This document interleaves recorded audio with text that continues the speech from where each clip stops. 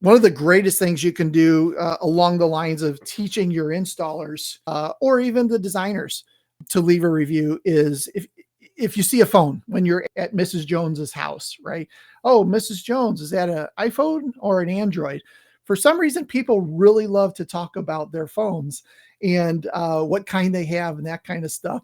So it gives you an opportunity then to say, oh, wow, I have this little card with a QR code on it. Would you mind shooting it with your phone, leaving a review? It's just a great way to open up that conversation and get them interested in leaving you a review. You can also send them text messages, right from your phone or from Lead Boomerang to the potential customer. Hello, Mrs. Jones. Thanks for choosing us. We really do thrive on reviews and would love it if you would click this link to give us a review. Something like that can really go very far. And then once you start getting reviews, show them off. Make sure that they're on your website. What do customers say about you? Get some sort of widget like this. This is the Lead Boomerang, one of our widgets that we put on some of our client sites that really shows off the fact that you're doing a great job for your customers. Now, the other thing that happens here is it gives the opportunity for customers to experience that social proof, right? They're on your website. They're not on a site that shows reviews like Facebook or Google Business or something like that. They're on your site. So it still gives you an opportunity to show that social proof and show that you really are thriving and driving to do a great job for every single customer that you could get. So make sure you're showing those off. I think that's huge. Make sure you've got a system in place to ensure every review gets tracked and measured, so that if you're getting a couple 3 stars in a row or even a couple 4 stars in a row, there might be something that you need to tweak or adjust in order to get back to only those 5-star reviews. Or on the other end, if you're getting a bunch of 1s or 2s, something is not correct, something is not working right. Make sure someone on your team is responding to every single review. We do have now in Lead Boomerang an AI tool that will actually automatically reply to every review. So there's some new AI stuff coming out along those lines as well, which is always interesting. And then make sure you have a strategy for professionally addressing and dealing with the negative reviews. If you do get a 1-star or a 2-star, make sure you have something in mind, some sort of way to professionally address those as well. My recommendation there is read it, let it stew for at least 24 hours, maybe write a reply, but don't publish it. Let it stew for a day or two, then go back and edit it and rewrite it where it's a little more professional. You can also copy and paste your review into ChatGPT. Here's what a customer said to us. Help me with a reply. Maybe even put in there, here's what happened from my standpoint. And then ChatGPT can create you some sort of very kind review response that doesn't make it worse for your business. So when it comes to responding to every review, obviously you can hit the reply button on Google Business Profile, on Facebook, on these different channels. If you're using Lead Boomerang, you can do it right inside that system. But make sure that you're responding to every review. Some pointers I mentioned earlier, stick some keywords in there if possible.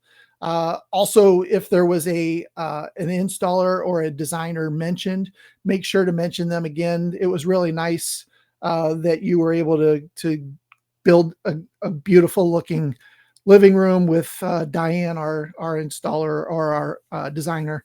Mention what products that they were looking at and maybe even some sort of location related thing. I wouldn't mention subdivision or anything like that, but general city, municipality is not a bad thing. But make sure that you're leaving a review and make sure every review response is a little bit different. I mentioned that you need to respond to everyone. You'll see these are all a little bit different. Once again, you can use ChatGPT even for the positive reviews. If you get a 5-star review, copy and paste that in there and say, hey, I would like to respond to this person. Here's a little bit about the project that we did. Help me create some sort of reply. And it doesn't take but just a couple minutes to knock that out. And then every response is different and maybe comes across as a little bit more genuine. For potential prospects that are out there looking at doing business with you, seeing this is really going to help them, push them towards doing more business with you. Thanks so much for the opportunity. We appreciate your kind words. We hope the new awning enhances the look of your home. So mentioning the product is always a great thing. You can create some sort of review us on your website. We have one for our website.